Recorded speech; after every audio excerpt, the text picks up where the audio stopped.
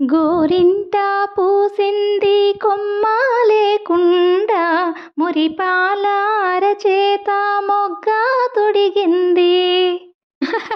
ఏంటి గోరింటాకు పాట పాడుతున్నాను అనుకుంటున్నారా? అందరికీ తెలిసిపోయే ఉంటుంది ఈ పాటకి. గోరింటాకు అంటే ఆషాఢ మాసం అంటే గోరింటాకు. అసలు ఆషాఢ మాసం వస్తుందంటే చాలండి, లేడీస్ అందరూ కూడా గోరింటాకు ఏరి చక్కగా రుబ్బుకొని మిక్సీ పట్టి చక్కగా వేలికి పెట్టుకొని అందంగా అలంకరించుకుంటూ ఉంటారు. లేడీస్ అందరికీ చాలా చాలా ఇష్టమైనది గోరింటాకు అయితే.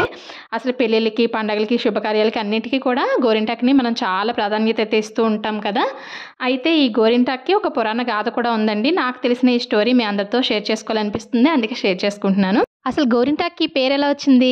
గోరింటాకు అంటే గౌరింటాకు.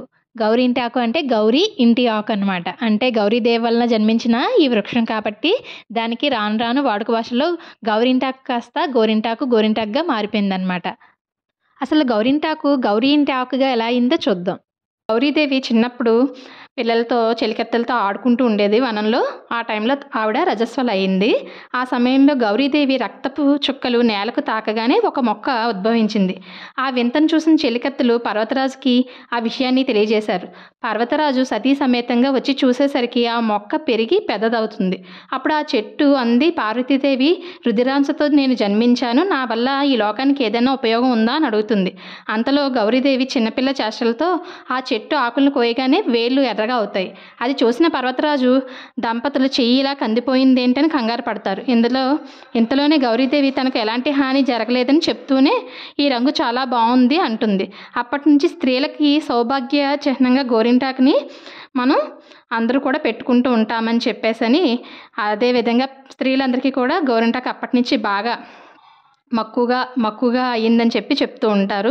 అప్పటి నుంచి స్త్రీలకు సౌభాగ్య చిహ్నంగా గోరింటాకు ఉందని వరం ఇస్తాడనమాట. ఎవరు?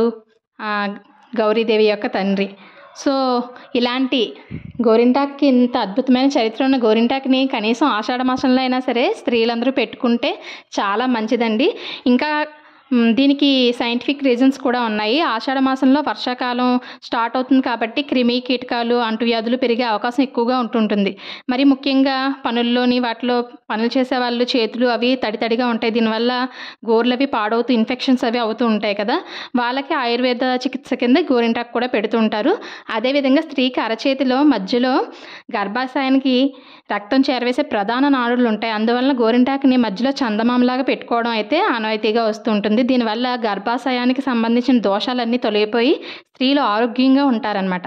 అదేవిధంగా శరీరంలో ఉన్న అధికమైన వేడిని కూడా ఈ గోరింటాకు తగ్గిస్తూ ఉంటుంది.